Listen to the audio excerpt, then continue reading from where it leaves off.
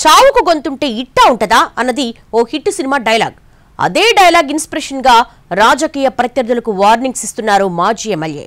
Politics లో మంచితనం work out అవ్వదని, ఏదైనా సరే భయంతోనే జరిగిపోవాలని తాజాగా జ్ఞానోదయం అయిందట ఆయనకు.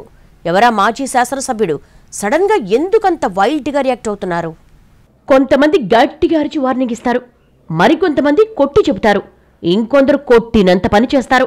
భయపెట్టడంలో ఒక్కొక్కరిది ఒక స్టైల్. కానీ మొదటి నుంచి ట్రెండ్ ఫాలో అవడం కాదు, ట్రెండ్ సెట్ చేయాలన్నట్టుగా రాజకీయం చేస్తున్న ధర్మవరం మాజీ ఎమ్మెల్యే కేతిరెడ్డి వెంకటరామరెడ్డి మాత్రం కూల్గానే చెప్పాల్సింది చెప్పేస్తున్నారట. ఇప్పుడు చాలా మంది చెలరేగిపోతున్నారు. వాళ్ళందరికీ ఇక 2 ఏళ్ల టైం అంటూ హెచ్చరిస్తున్నారట.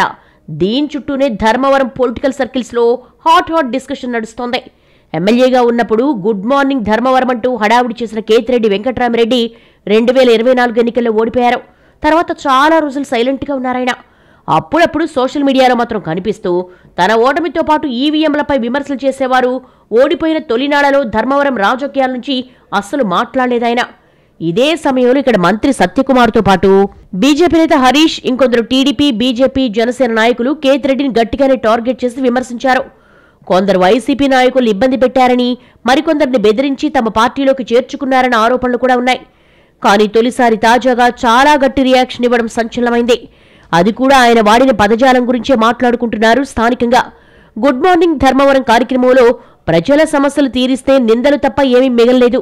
ఇప్పుడు వాళ్ళ అధికారంలోకి వచ్చి 2 ఏళ్లు కావస్తోంది. ఏం చేశారో చెప్పమనండి అంటూ నిలదీశారు. కేవలం కబ్జాల కోసమే గుడ్ మార్నింగ్ కార్యక్రమం చేపట్టారన్నారు కదా, ఈ 2 ఏళ్లలో ఏం నిరూపించాయంటూ నిలదీశారు మాజీ ఎమ్మెల్యే. అందుకే మంచితనంతో వచ్చే భక్తి కన్నా భయంతో వచ్చేదే కరెక్ట్గా ఎక్కువ కాలం ఉంటుందని అంటున్నారాయన. ఆ భయం అంటే ఏంటో, కేతిరెడ్డి అంటే ఏంటో 3.0లో చూపిస్తా అని మాస్ వార్నింగ్ ఇవ్వడం కలకలో రేపింది. వైసీపీ రాష్ట్ర సంయుక్త కార్యక్రమంలో ఈ వ్యాఖ్యలు చేశారాయన.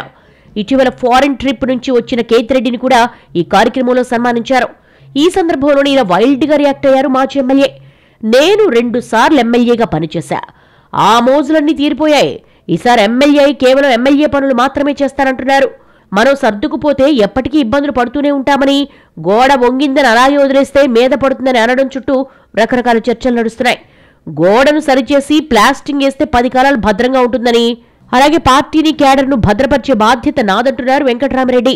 నేనేం చేస్తానో వచ్చే 3 ఏళ్ల తర్వాత చూడమంటూ క్యాడర్కు బూస్ట్ ఇస్తున్నారు.